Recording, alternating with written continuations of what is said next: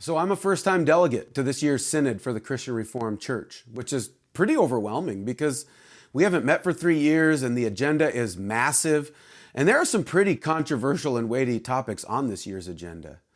So in order to make sure I'm ready and prepared for the gathering, I'm looking for advice from people who have more experience than I do. And since I know there are many other first-time delegates who are feeling the same way I am, I'm recording these conversations so you can prepare for Synod with me. I'm glad they do some training now for delegates to Synod. The first time I attended, I was new to the CRC, just for a few years. First time going to Synod, I had no idea how this whole thing worked. And so I had voted against a motion, and then I saw in the rules that you can ask Synod to revise its decision. And so I did that. And they said to me, well, did you vote for it or against it? And I said, well, I voted against it. They said, well, you're not allowed to ask Synod to reconsider it if you voted against it already. So I'm like, oh, so then I felt like crawling under my table because I had just committed a major gaffe, a huge procedural blunder. And so I kind of hung my head for a few minutes. But there are some things about that it's good to know, and that's why, and in case you don't have enough reading already, you can go to the CRC website, search for Synodical resources, and you'll find a booklet called Rules for Synodical Procedure. And if you need some good bedtime reading, I'm sure that would be the time to do it.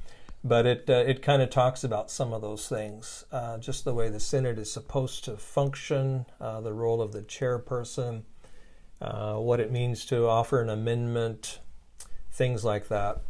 And it is kind of good to get a little refresher on that, even if you kind of know how things work in your classes. Maybe a little different at Synod. So get acquainted with some of that. And if I had done that, then I would have known not to make that procedural blunder back in my early days at Synod. So I say that not to scare anybody, just saying be informed. Yeah. Be informed. Are there aspects of the rules of synodical procedure, like particular aspects that you think are really important for people to come understanding? The whole procedure, the whole thing too about majority-minority reports from advisory committees. It'd be good to know how that works before you get there. Just also the fact, well, I think this one is actually important, especially with some of the topics coming up. Okay, so every Synod sort of singles out somebody as being what they call the parliamentarian, sort of who knows how things are supposed to go in the meeting.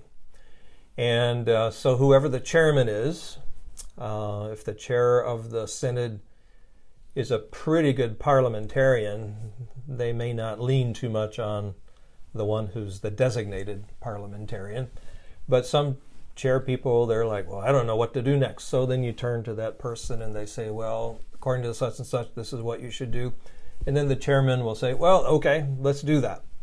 And as a delegate, you might think, oh, okay, so the chairman asked the parliamentarian said this, therefore it has to be that way. Well, actually, it doesn't have to be that way. And that might be very important this year, because depending on who the parliamentarian is and how much technicality is going on in discussions and motions and so forth, the parliamentarian themselves might have a certain bias in a certain way and give advice in a certain way. But every delegate has the right to say, point of order. I would challenge that advice and the chair's decision. Now, there you are, lowly delegate from wherever you are, and challenging the chair, that can be a little intimidating. But if you have a good chairperson, the chair will not take that as an attack. The chair knows that's a procedural motion, it's not an attack. And it's a way that you as a delegate can say to the whole body, wait a minute here. We just heard one opinion from the parliamentarian. We should hear more than one opinion on this issue. Now, some things are so cut and dried and obvious you would never even think of challenging the chair on a ruling like that. But it's a procedural thing. Like I said, it's not that you're attacking the chair. Yeah. You're just saying, hold on here. Let's pause and think about the advice that we were just given. If it's good advice, great. But sometimes the advice is not that great, and the body has a right. Each member of the body has a right to question it. Yeah. Yeah, I think it's funny when we kind of naturally think challenging the chair is like challenging the person themselves. Yeah, you're not challenging them to a duel during the next coffee break. Yeah, exactly. You're challenging the decision. You're challenging the ruling. Yeah, the ruling. And boy, I've never been a chair of like Synod. I've been a chair of classis meetings and so forth. And I think we have to give people the benefit of the doubt in the sense that they're up there doing their best.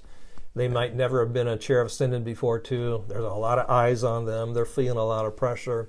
And so whatever the parliamentarian says, they're probably going to say, oh, okay, let's do that. So again, it's not an attack on them. It's saying, let's put the brakes on just a minute and think about this before we go that direction. Yeah. So don't be afraid to say, I challenge the chair. And also don't be surprised if your challenge is overruled. Mm-hmm. But that's just part of life at Synod, Sometimes you stick your neck out a little bit for the sake of your convictions and what you think is right. And sometimes you might say you're rewarded for that. Sometimes you feel like you're rebuked a little bit. But it's a deliberative body, which means there's discussion back and forth. And especially on the hot button issues, some people will walk away sad while others are rejoicing. Mm-hmm. And depending on your perspective and whatever the issue is, you'll be doing one or the other. Yeah. On some of the issues. Yeah. Are there any other particular parts of the rules of synodical procedure that you think are important to remember or to really know? I was thinking about this a little bit, so I'm kind of glad you asked me that. The church order, you'll find, is a little bit ambiguous in certain areas, which is not helpful. Mm-hmm. But I guess it has to be. Haven't found a better way. Like it says, basically, the authority of Synod over classis is the same as classis over the local church. Mm-hmm. But in our polity, the authority, we believe, is vested in the local church. So what does that mean? So it says it's the same, the one is the same as the other, but it doesn't really say what the other is, exactly. So that's a little confusing. So church order is a good guide, and it's if we follow it, we'll do things probably decently in good order. I'm just saying there is some ambiguity in some places. And maybe that's why you have different advice given in different things. At the very end of the church order, there is it's the very last article. And it says basically Synod has the right to suspend its own rules if it doesn't say it quite like this, but the idea is that if for the glory of God and the good of the church and to be faithful to the scriptures, we find that we need to suspend these man-made rules of procedure, Synod has the prerogative to do that. Synod doesn't usually do that. But I have been at synods, and I don't remember if I was talking to you about this or someone else, but where a question is asked to the parliamentarian. Is Synod allowed to do this?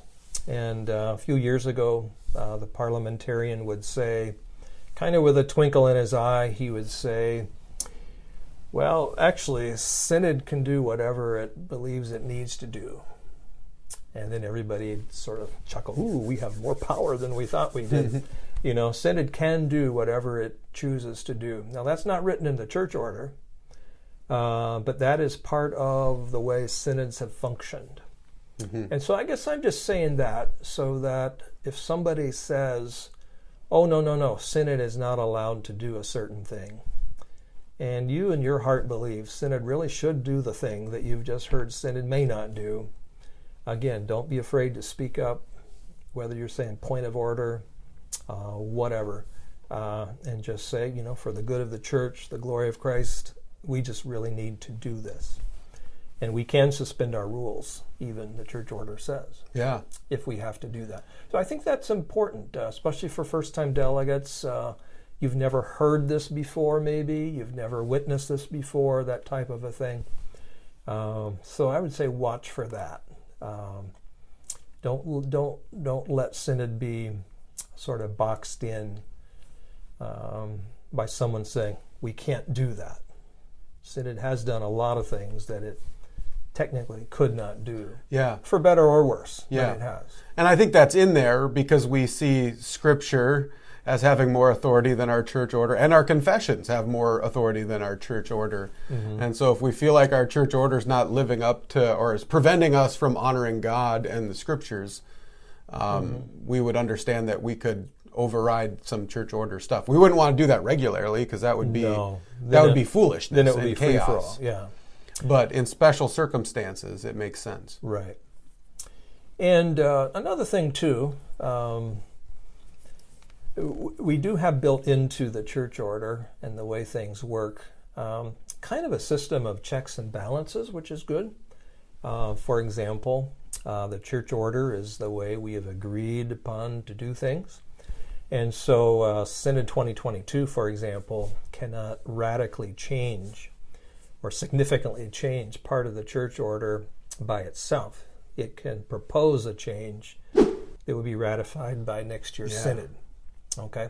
And so one thing to watch out too, some people in the past have wanted to change the church order and they didn't want to wait actually for the next year's synod to ratify something. And so they got creative. Mm-hmm. And they said, well, we didn't change the church order, but we are proposing a supplement to the church order article under question. And if you'd look at that, you'd say, okay, but the supplement so contradicts what's in the article itself that really what you've proposed is a substantive change. And I'm just saying this may not happen at this year's synod. But if you see that happening, make a lot of noise. Yeah. And say, this is just not the way we are to do things. We can propose a change, but it takes next year's synod to ratify it instead of trying to, dare I say, ram it through. Yeah. Well, yeah, because the supplements don't need the ratification. That's why it's convenient to kind of go after them because you can get it all done in one shot. So, like I said, this may not happen this year, but kind of watch for that in the back of your mind. And like I said, make some noise. You might be outvoted, but at least you've spoken your conscience and stood up for what you thought was important.